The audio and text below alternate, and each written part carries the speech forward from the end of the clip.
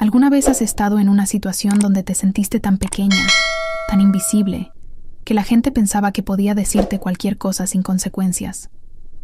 ¿Alguna vez has tragado tu orgullo, forzado una sonrisa y fingido que las palabras no te atravesaban como cristales rotos? Yo sí. Durante años acepté comentarios que lentamente fueron destruyendo mi autoestima, comentarios disfrazados de bromas, envueltos en sarcasmo, entregados con una sonrisa que nunca llegaba a sus ojos. Me decía a mí misma que estaba siendo demasiado sensible, que debía tener la piel más gruesa, que tal vez no lo decían de la manera en que sonaba, pero en el fondo, en ese espacio silencioso donde vive la verdad y muere la negación, sabía exactamente lo que estaba pasando. Me estaban faltando al respeto, disminuyéndome, devaluándome, un comentario casual a la vez. ¿Y la peor parte? Todos esperaban que simplemente lo aceptara. Esperaban que me riera junto con ellos, que fuera buena deportista, que entendiera que todo era en buena onda. Pero aquí está lo que nadie te dice sobre ser el blanco de la falta de respeto constante. No se siente como diversión. Se siente como ahogarse en una habitación llena de gente que podría lanzarte un salvavidas, pero elige mirar en su lugar. Se siente como gritar bajo el agua donde nadie puede escucharte, donde tu dolor se convierte en ruido de fondo para su entretenimiento. Mi nombre es Carolina, y esta es la historia de cómo pasé de ser alguien que absorbía cada golpe verbal con una sonrisa forzada, a alguien que comenzó a denunciar la falta de respeto cada vez, sin importar cuán incómodo hiciera sentir a la gente. Esto es sobre el momento en que decidí que mi paz mental valía más que su comodidad, que mi dignidad no era negociable, y que el silencio frente a la falta de respeto no era fortaleza, sino traición a mí misma. Te juro que cuando miro hacia atrás ahora, me cuesta reconocerme en esa mujer que fui durante tanto tiempo. Trabajaba en una agencia de marketing en el centro de Madrid, un lugar que se enorgullecía de su creatividad e innovación, pero que de alguna manera lograba fomentar uno de los ambientes laborales más tóxicos que jamás había experimentado. La oficina era moderna, toda paredes de cristal y espacios abiertos, el tipo de lugar que se veía perfecto en fotografías, pero que se sentía sofocante en la realidad. Éramos alrededor de 30 personas en mi piso, y se suponía que éramos un equipo, una familia creativa trabajando hacia objetivos comunes. Pero las familias no se tratan entre sí de la manera en que mis colegas me trataban a mí. Comenzó de manera tan sutil, tan pequeña que casi lo pasé por alto al principio. Un comentario aquí sobre mi atuendo siendo demasiado conservador, una broma allá sobre mi falta de vida social, una observación casual de que parecía demasiado seria todo el tiempo. Mi supervisor, Marcos, tenía esta manera de entregar críticas que se sentía como un puñetazo envuelto en terciopelo. Decía cosas como: Carolina, sabes que te queremos, pero tal vez intenta ser un poco menos intensa en las reuniones. Estás asustando a los becarios. Y todos se reían, y yo me reía también, porque eso es lo que haces cuando quieres encajar, cuando quieres demostrar que puedes aguantar una broma, cuando estás aterrorizada de ser etiquetada como difícil o demasiado sensible. Pero esos comentarios se acumulaban como veneno en mi sistema, cada uno añadiendo a un reservorio de dolor que pretendía que no existía. Imagínate, por favor, lo que es despertarte cada mañana con un nudo en el estómago porque sabes que tienes que ir a un lugar donde tu valor como persona está constantemente en cuestión. No estoy hablando de críticas constructivas sobre mi trabajo, eso lo hubiera agradecido y aprendido de ello. Estoy hablando de ataques sutiles a mi esencia, a quién soy como persona, comentarios diseñados para recordarme constantemente que había algo fundamentalmente inadecuado en mí. Mi compañera Jennifer tenía un talento particular para los cumplidos con doble filo que me dejaban sintiéndome peor que los insultos directos jamás podrían haberlo hecho. Miraba mis presentaciones y decía: «Ay, Carolina, esto está realmente bueno. Me sorprende que lo hayas logrado». La palabra «sorprende» flotaba en el aire como un signo de interrogación sobre mi competencia, y la frase «lo hayas logrado» sugería que mi éxito era una anomalía en lugar de un reflejo de mis habilidades. Cuando usaba algo un poco más a la moda que mi atuendo habitual, decía: «Oh, Carolina está probando algo nuevo. ¡Qué valiente!». La palabra valiente en ese contexto no significaba valiente en el buen sentido. Significaba tonta. Significaba estás saliendo de tu carril. Significaba quédate en tu caja donde perteneces. ¿Sabes qué? Había días en que llegaba a casa y me miraba al espejo intentando entender qué era exactamente lo que provocaba en otras personas esa necesidad de menospreciarme. ¿Era mi cara? ¿Era mi voz? ¿Era la manera en que caminaba o hablaba o respiraba? Pasaba horas analizando cada aspecto de mi ser, buscando el defecto fatal que justificara el trato que recibía. Ahora sé que no había ningún defecto. El problema nunca fui yo. El problema era un ambiente tóxico donde la crueldad se disfrazaba de humor y el abuso se normalizaba como cultura de oficina. Y luego estaba David, el bromista de la oficina que pensaba que todo lo que decía era oro de comedia simplemente porque lo decía con una sonrisa. Hacía comentarios sobre mi peso, mi cabello, mi voz, la manera en que caminaba, la manera en que hablaba, la velocidad a la que comía mi almuerzo. Nada estaba fuera de los límites para David porque, en su mente, él no estaba siendo cruel, solo estaba siendo gracioso. ¿Y si yo no me reía? Bueno, entonces yo era el problema. Yo era la que no podía aguantar una broma. Yo era la que estaba arruinando el ambiente de la oficina con mi sensibilidad.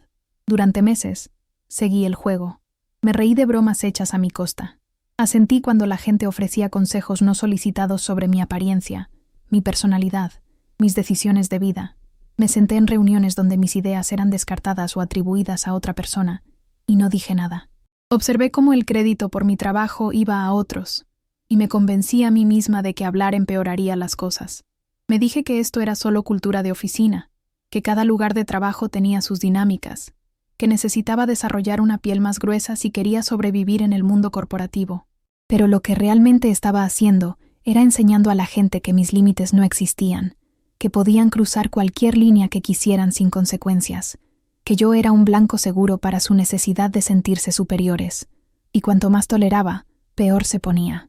Los comentarios se volvieron más frecuentes, más personales, más cortantes.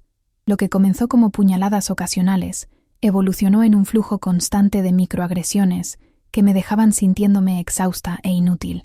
Llegaba a casa cada tarde y reproducía las interacciones del día en mi mente, analizando cada comentario, cada mirada, cada risa, tratando de determinar si estaba exagerando o si lo que estaba experimentando era real. Mi pareja me preguntaba sobre mi día, y yo decía que estaba bien, porque ¿cómo explicas que estás siendo lentamente erosionada por 1000 pequeños cortes que nadie más parece notar o importarle? ¿Cómo articulas el peso de la falta de respeto acumulada cuando cada comentario individual parece demasiado pequeño para justificar una queja? Empecé a tener ataques de ansiedad los domingos por la tarde, mi estómago retorciéndose en nudos ante el pensamiento de otra semana en ese ambiente.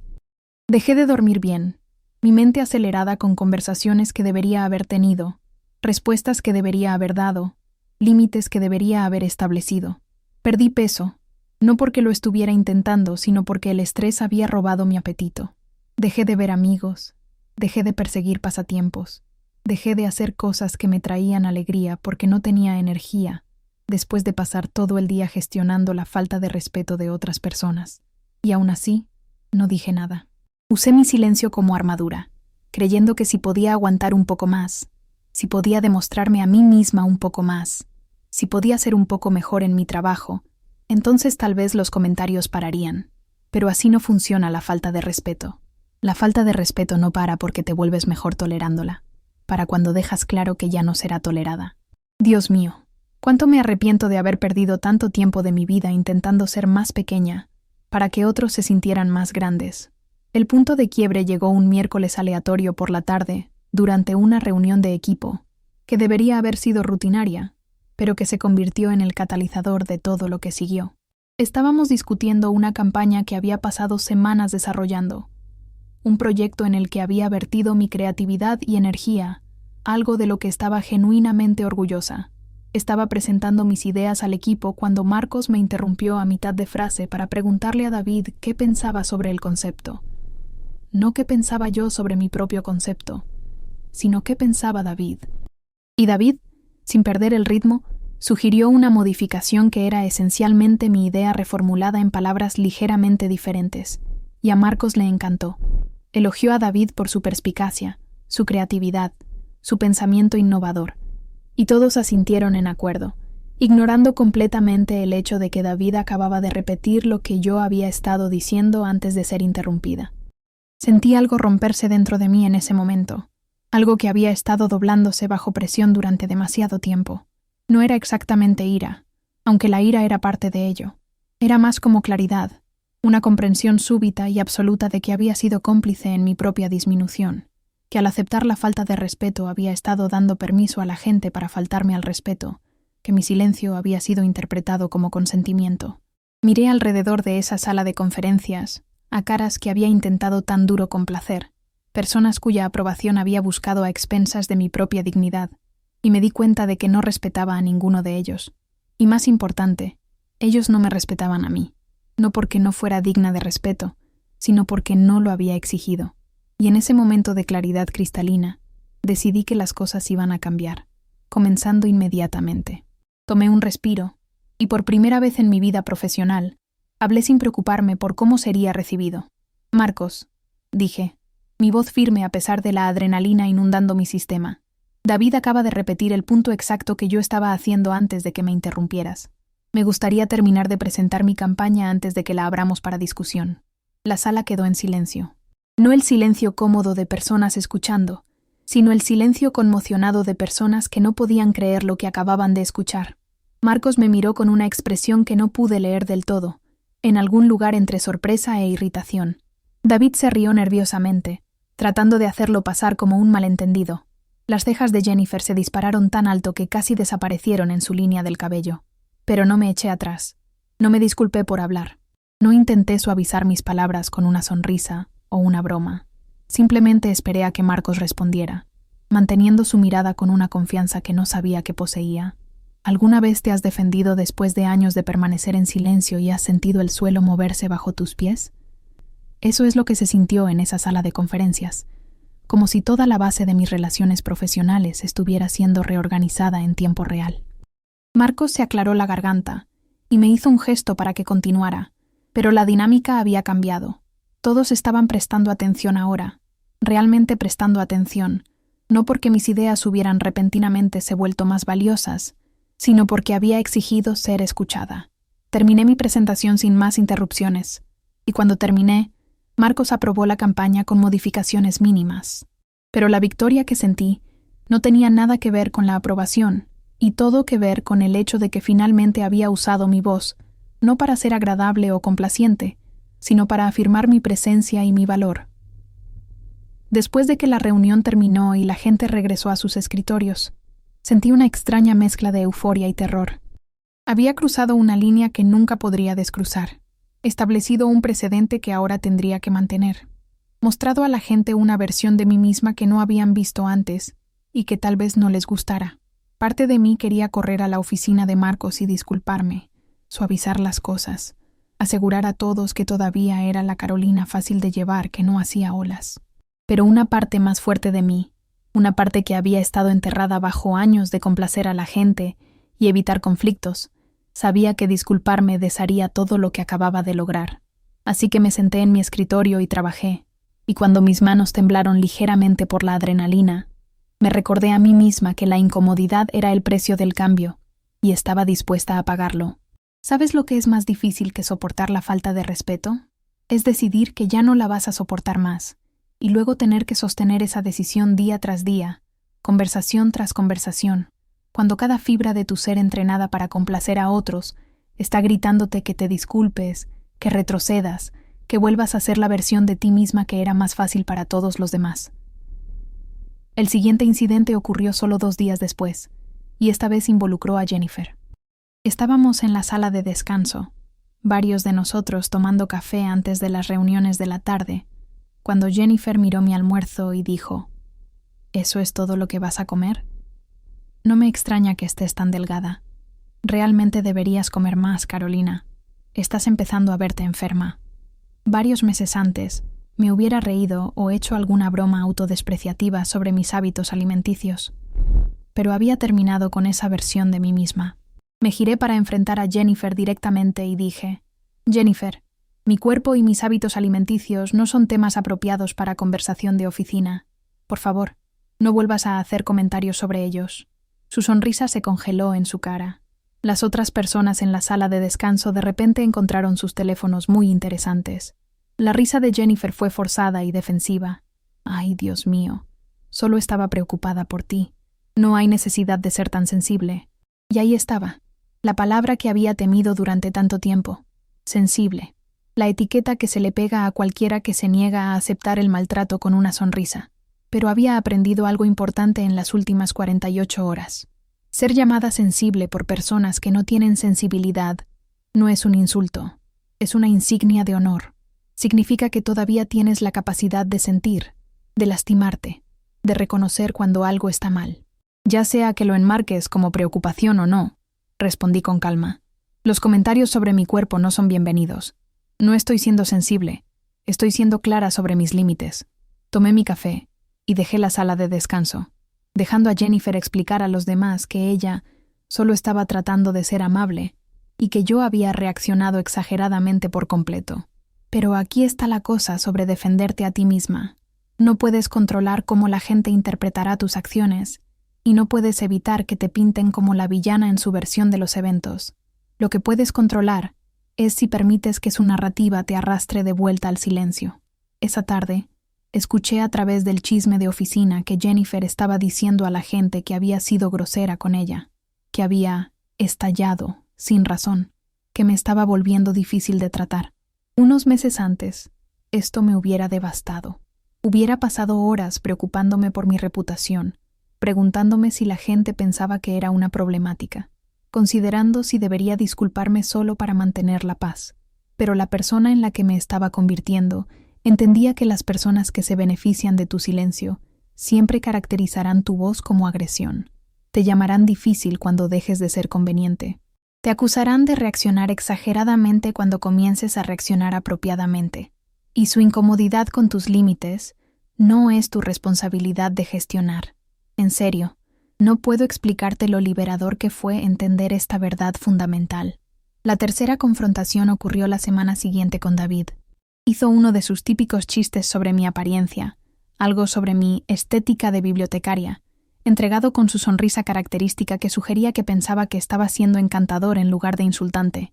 En el pasado, me hubiera reído incómodamente y tal vez incluso hecho un chiste a mi propia costa para demostrar que era buena deportista. Pero ya no estaba actuando para la aprobación de David. Dejé de caminar, me giré para enfrentarlo y dije: David, tus comentarios sobre mi apariencia son irrespetuosos e indeseados. Necesito que dejes de hacerlos. Se veía genuinamente sorprendido, como si el pensamiento nunca se le hubiera ocurrido de que sus bromas realmente podrían molestarme. Vamos, Carolina, solo estoy bromeando. Sabes que no quiero decir nada con eso. Este es el refugio de cada persona que oculta la crueldad detrás del humor. No lo dije en serio, como si la intención de alguna manera negara el impacto, como si la ausencia de intención maliciosa hiciera menos reales las heridas que infligen. Ya sea que quieras decir algo con eso o no, dije, el impacto es irrespetuoso. Te estoy pidiendo que pares. La expresión de David cambió de sorpresa a actitud defensiva. Wow, ok. Supongo que ya no puedo bromear. Supongo que todo tiene que ser tan serio ahora. Esta es otra respuesta común. Hacer que tu establecimiento de límites sea sobre ellos, sobre lo que están perdiendo, sobre cómo tu autorrespeto es de alguna manera una infracción a su libertad. Me negué a entrar en ese encuadre. Puedes bromear todo lo que quieras, David, solo que no sobre mi apariencia. Ese es un límite razonable. Me alejé antes de que pudiera responder, y lo escuché murmurar algo a un colega cercano sobre la gente siendo demasiado sensible estos días. Pero su opinión sobre mi sensibilidad ya no era un factor en cómo me valoraba a mí misma. Lo que estaba aprendiendo, incidente por incidente, confrontación por confrontación, era que defenderte a ti misma no es una decisión única, sino una práctica continua. No es suficiente establecer un límite una vez. Tienes que estar dispuesta a reforzarlo repetidamente, a recordar a las personas que tus límites no son sugerencias o puntos de partida para negociación, sino líneas firmes que no pueden cruzar. Y el proceso es agotador porque la gente te pondrá a prueba. Empujarán hacia atrás. Te harán sentir irrazonable, o difícil, o demasiado sensible. Contarán historias que te pintan como el problema. Intentarán desgastarte para que vuelvas a ser la versión de ti que era más fácil para ellos de manejar. Imagínate, por un momento, lo que es vivir en un estado constante de vigilancia, monitoreando conversaciones en busca de falta de respeto, preparando respuestas para posibles violaciones de límites, preparándote para el próximo comentario que requerirá que hables. Es como vivir en una zona de guerra, donde cada interacción es potencialmente una batalla, donde bajar la guardia por un momento significa arriesgarte a ser herida nuevamente. Durante las siguientes varias semanas, me encontré en un estado constante de vigilancia, monitoreando conversaciones en busca de falta de respeto, preparando respuestas para posibles violaciones de límites, preparándome para el próximo comentario que requeriría que hablara. Mi ansiedad, que había esperado que disminuyera una vez que comencé a abogar por mí misma, en realidad se intensificó porque ahora estaba hiperconsciente de cada interacción, cada palabra, cada tono. Era como alguien aprendiendo un nuevo idioma, el idioma de la autodefensa, y el esfuerzo de traducción era mental y emocionalmente agotador. Comencé a notar patrones que había sido demasiado pasiva para ver antes. Marcos constantemente interrumpía a las mujeres en nuestro departamento, pero nunca a los hombres. Las sugerencias útiles de Jennifer siempre estaban dirigidas a personas que ella percibía como por debajo de ella en la jerarquía de oficina. Los chistes de David siempre tenían como objetivo a las mismas pocas personas, aquellos de nosotros que históricamente habíamos sido demasiado educados para objetar. La falta de respeto que estaba experimentando no era aleatoria o personal, era sistémica, una característica de nuestra cultura de oficina en lugar de un error. Y cuanto más consciente me volvía de estos patrones, más me daba cuenta de que mi establecimiento de límites individuales, aunque importante para mi propio bienestar, no iba a cambiar fundamentalmente el ambiente, pero me estaba cambiando a mí, y eso importaba más de lo que había entendido inicialmente. Cada vez que denunciaba la falta de respeto, estaba reescribiendo la historia que me había estado contando a mí misma sobre quién era y qué merecía. Estaba reemplazando una narrativa de victimización y pasividad con una de agencia y autoestima. Me estaba demostrando a mí misma que podía sobrevivir a la desaprobación de otras personas, que la incomodidad temporal de la confrontación era preferible al dolor crónico del silencio. Las reacciones de mis colegas evolucionaron con el tiempo. Algunas personas, sorprendentemente, se volvieron más respetuosas. Dejaron de hacer ciertos comentarios, pensaron más cuidadosamente sobre sus palabras, me dieron espacio para contribuir en reuniones sin interrupción. Creo que verme establecer límites les hizo reflexionar sobre su propio comportamiento, o tal vez simplemente decidieron que ya no era un objetivo seguro y cambiaron su atención a otra parte. Otros redoblaron, tratando mi establecimiento de límites como una afrenta personal, un desafío a su autoridad o su derecho a comportarse como quisieran. Marcos, en particular, parecía ver mi nueva asertividad como una amenaza.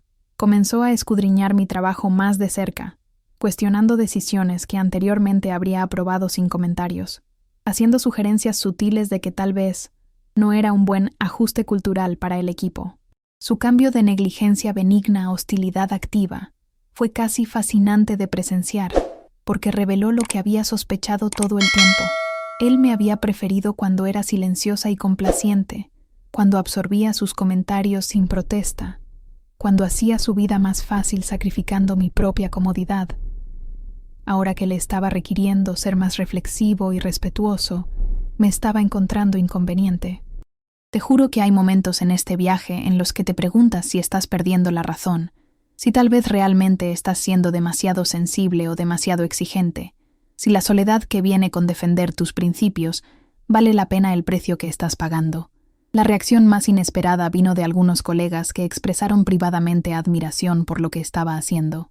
Una mujer de un departamento diferente me llamó aparte en el estacionamiento una tarde y me dijo que había notado el cambio en cómo me conducía y que la había inspirado a comenzar a establecer sus propios límites. Me agradeció por mostrarle que era posible ser tanto profesional como respetuosa de sí misma, que las dos cosas no eran mutuamente excluyentes. Sus palabras ese día se convirtieron en una piedra de toque a la que volvía cada vez que dudaba de mí misma. Me recordó que mis acciones tenían efectos de onda más allá de mi experiencia inmediata, que defender a mí misma no era egoísta, sino potencialmente liberador para otros que estaban observando y aprendiendo. Pero no voy a pretender que todo se volvió más fácil una vez que comencé a denunciar la falta de respeto. En muchos sentidos, las cosas se volvieron más difíciles. Las relaciones que habían sido superficialmente amistosas se volvieron abiertamente hostiles. Las dinámicas sociales de la oficina cambiaron, y me encontré cada vez más aislada de la camaradería casual de la que una vez había sido parte. Las invitaciones a almorzar se secaron. Las conversaciones del dispensador de agua se detenían cuando me acercaba.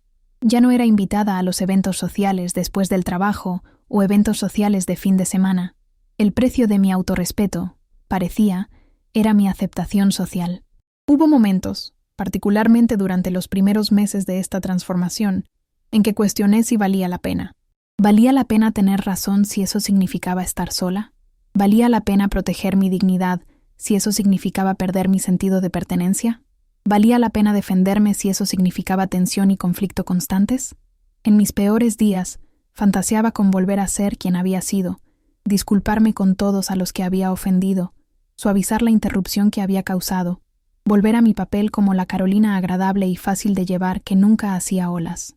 Hubiera sido mucho más simple simplemente volver a tolerar lo intolerable, pero no podía.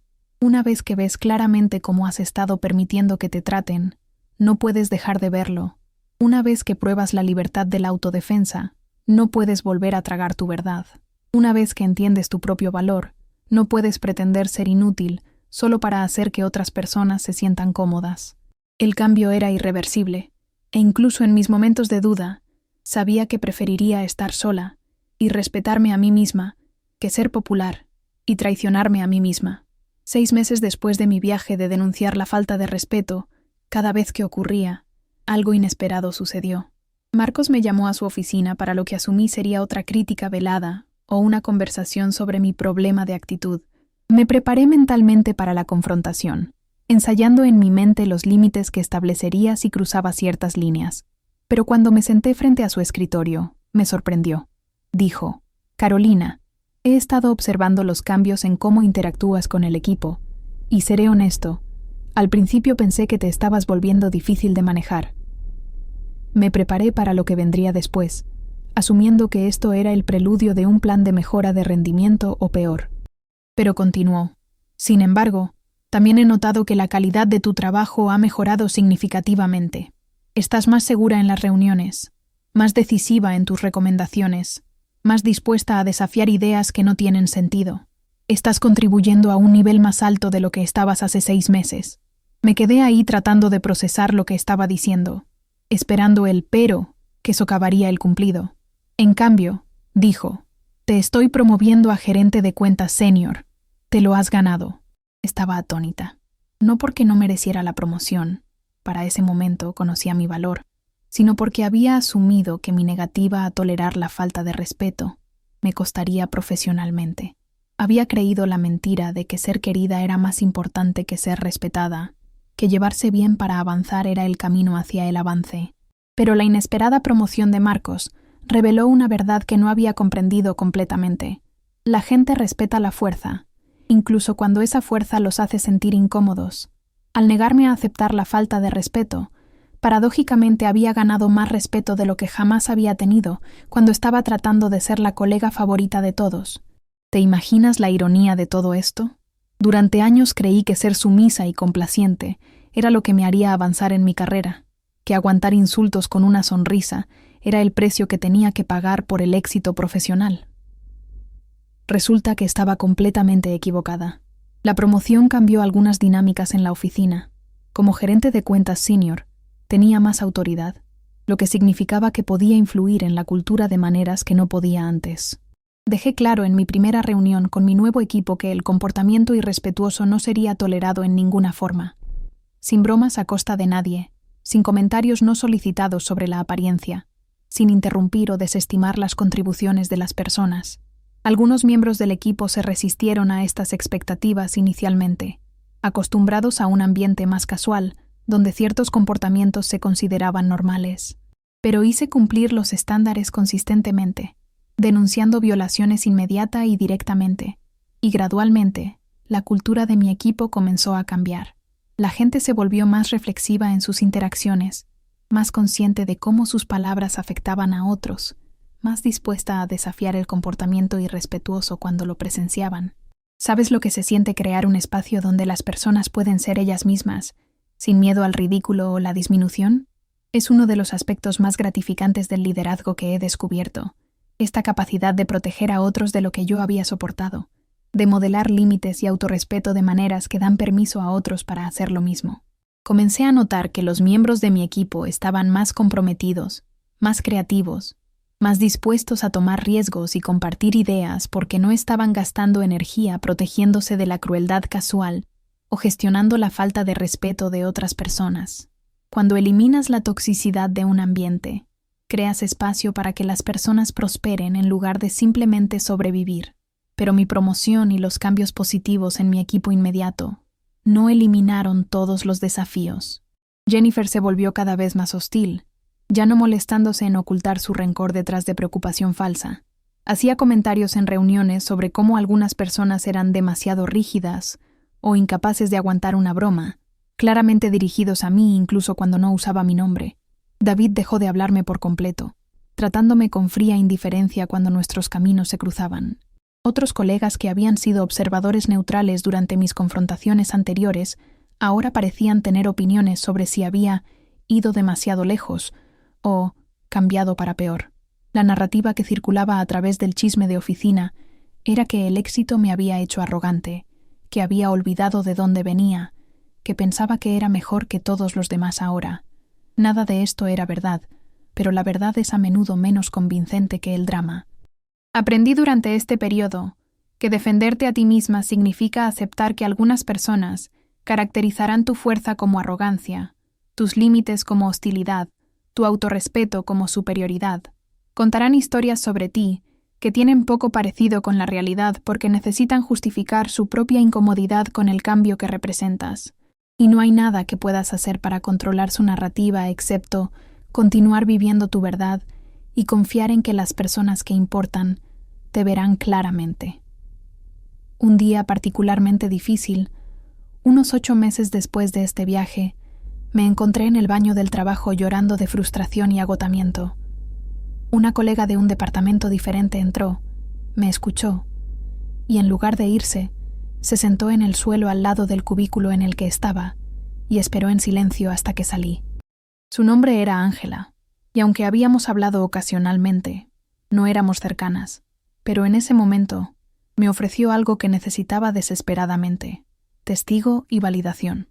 Me dijo que había estado observando lo que estaba pasando, que entendía lo difícil que era, que quería que supiera que no estaba loca o equivocada o demasiado sensible. Dijo: estás enseñando a la gente cómo tratarte, y algunos de ellos están enojados porque preferían la versión de ti que no les requería ser seres humanos decentes. Pero estás en el camino correcto. No dejes que te arrastren de vuelta. Las palabras de Ángela ese día se convirtieron en una piedra de toque a la que volvía cada vez que dudaba de mí misma.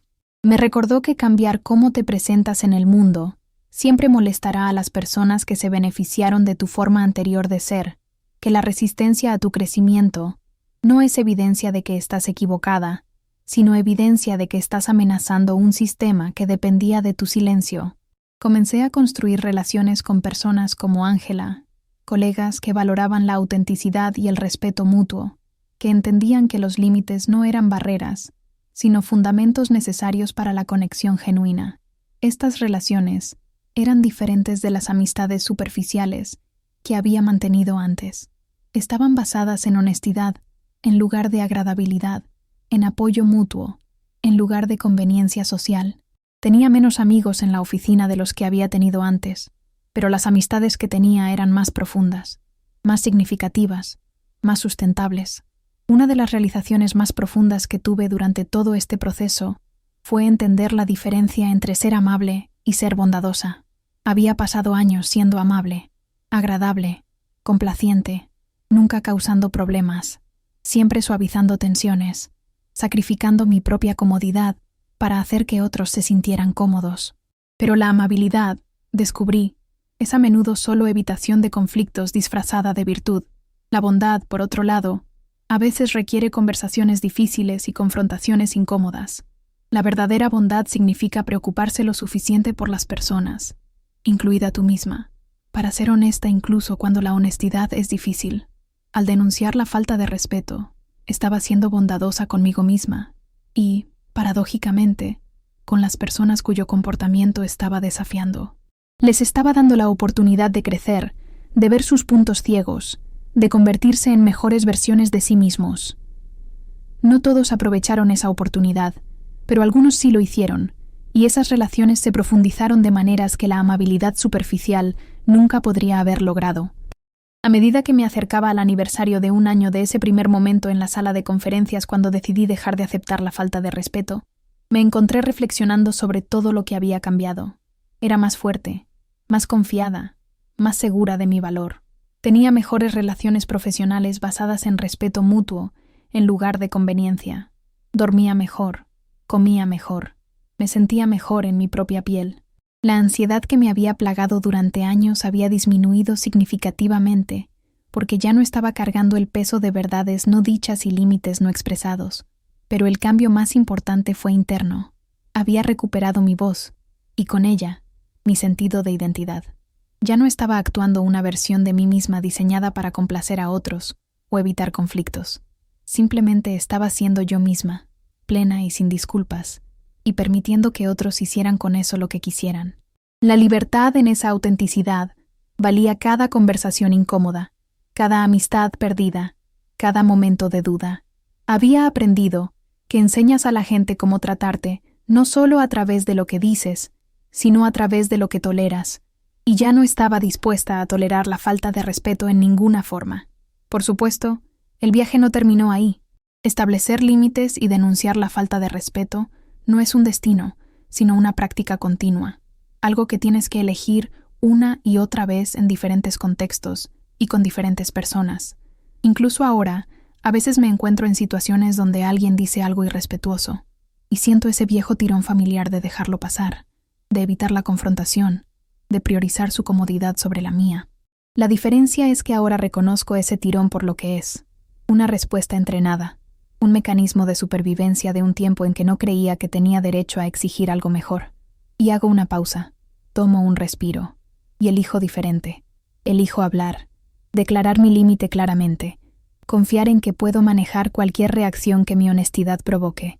Algunas personas podrían preguntarse si alguna vez lamento el camino que elegí, si alguna vez desearía haber permanecido callada y haber mantenido la paz.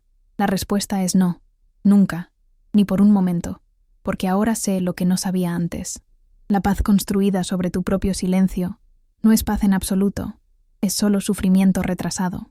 La paz real viene de vivir en integridad con tus valores, de tratarte a ti misma con el mismo respeto que ofreces a otros, de negarte a participar en tu propia disminución.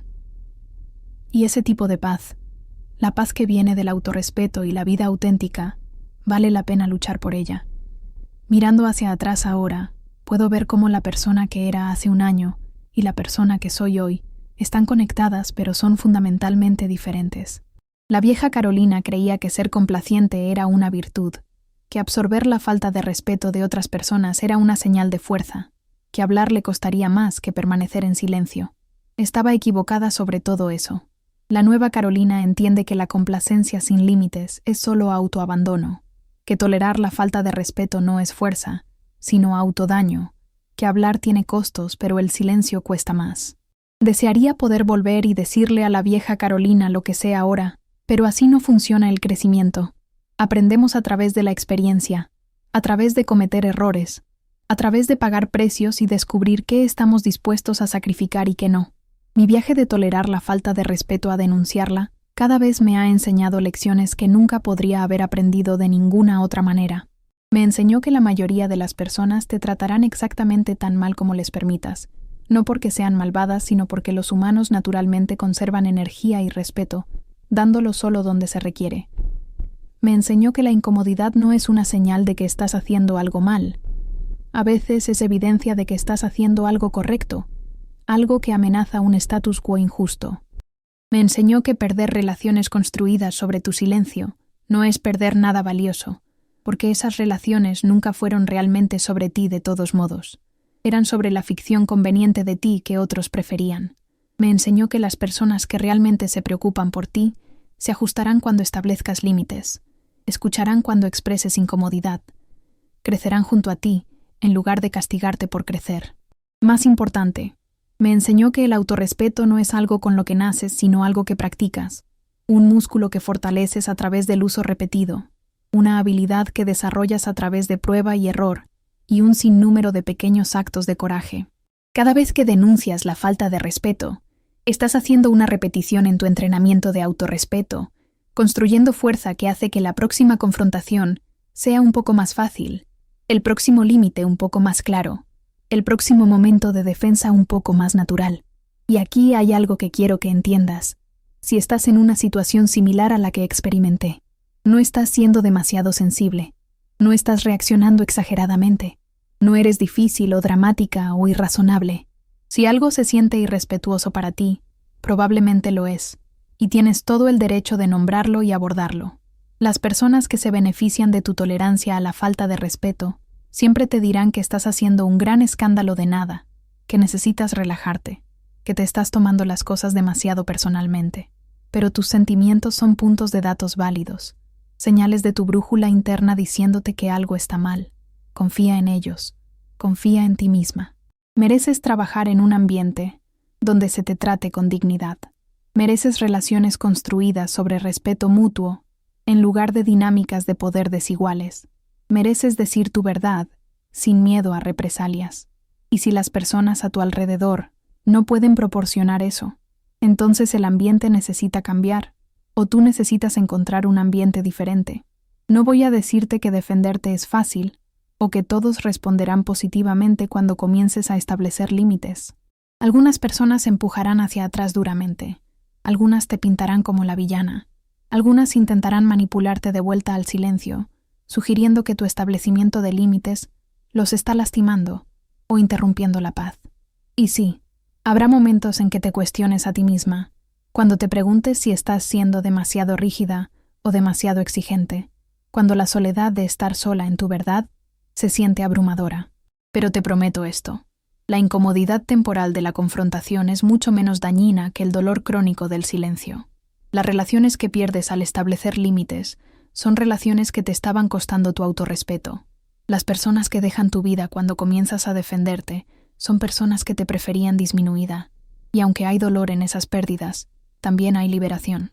Estás haciendo espacio para mejores relaciones, dinámicas más saludables, una versión de ti misma que no está constantemente actuando o protegiéndose o fingiendo. Entonces, ¿qué quiero que saques de mi historia? Primero, comienza a prestar atención a cómo te habla la gente y sobre ti. Nota los comentarios que te hacen sentir pequeña o incómoda. Deja de descartar tus propias reacciones como hipersensibilidad. Tu incomodidad es información. Escúchala.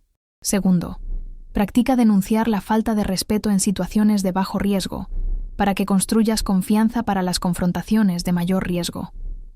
No tienes que dar un discurso o crear una escena. A veces un simple, ese comentario fue irrespetuoso, por favor no me digas cosas así, es suficiente. El objetivo no es castigar a las personas, sino comunicar claramente tus límites. Tercero, prepárate para la resistencia y decide de antemano que no dejarás que la incomodidad de otras personas te arrastre de vuelta al silencio. La gente te llamará sensible, dramática, difícil, demasiado. Déjalos. Sus etiquetas no son tu verdad. Cuarto, encuentra a tu gente, aquellos que respetan los límites y valoran la autenticidad, aquellos que te apoyarán cuando te estés defendiendo incluso cuando sea incómodo. No puedes hacer esto sola. Necesitas testigos y aliados que te recuerden que no estás loca. Finalmente, recuerda que esto es un maratón, no una carrera de velocidad.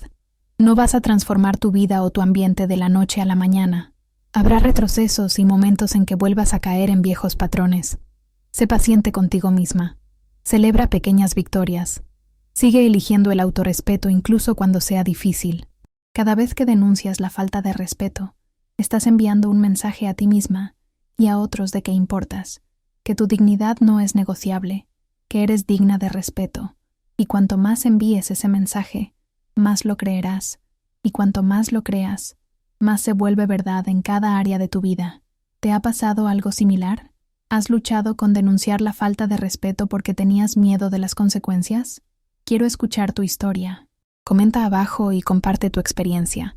ya sea que todavía estés en el proceso de encontrar tu voz o que ya hayas hecho el viaje que he descrito. Tu historia importa, y compartirla ayuda a otros que están luchando con los mismos problemas a sentirse menos solos. Y escucha, sé lo difícil que es esto. Sé el miedo que viene con hablar cuando has pasado años permaneciendo en silencio. Sé el agotamiento de tener que defender constantemente tu derecho al respeto básico. Sé la soledad de defenderte cuando todos los demás parecen contentos con el status quo, pero también sé la alegría de recuperar tu voz, el alivio de vivir en integridad con tus valores, la paz que viene de tratarte con el respeto que mereces. Vale la pena. Tú vales la pena. Tu paz mental, tu dignidad, tu sentido de identidad, estas cosas valen la pena luchar por ellas. En serio, no estoy exagerando cuando te digo que este cambio en mi vida fue la decisión más importante que he tomado.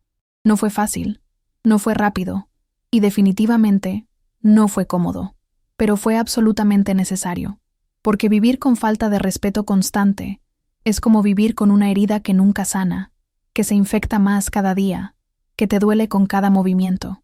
Y yo estaba tan acostumbrada al dolor que había olvidado que la vida podía ser diferente. Había olvidado que merecía algo mejor. Había olvidado que tenía el poder de cambiar mi situación. Y si te sientes así ahora, si estás leyendo esto y pensando, esa soy yo, esa es exactamente mi vida, entonces por favor escúchame. Tú también tienes ese poder.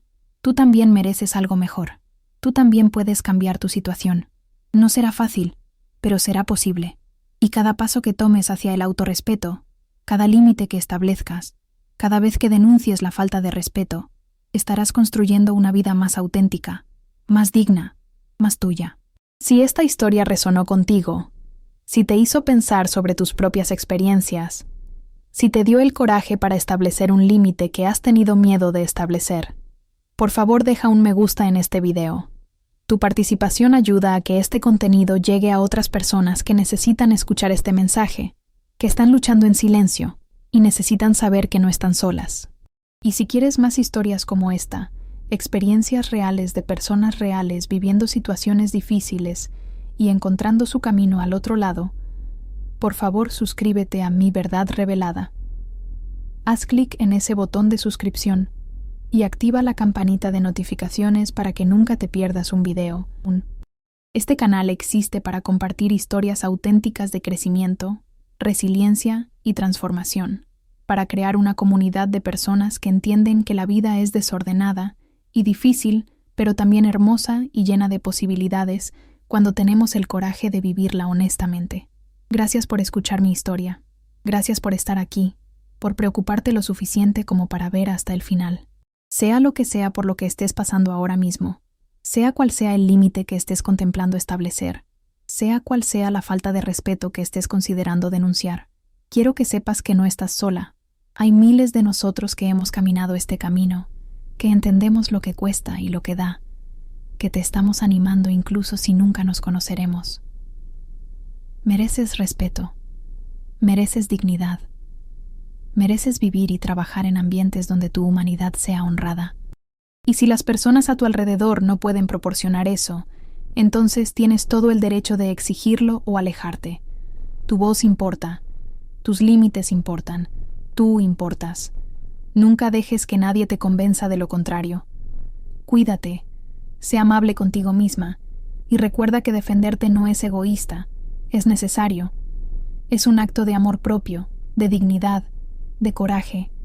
Y cada vez que lo haces, estás enviando ondas de cambio que van más allá de ti misma, inspirando a otros, creando espacios más seguros, construyendo un mundo donde el respeto no sea un lujo sino una expectativa básica. Nos vemos en el próximo video. Y recuerda, tu historia importa, tu verdad importa, y mereces ser escuchada. Hasta pronto, y que tengas el coraje de vivir tu verdad cada día.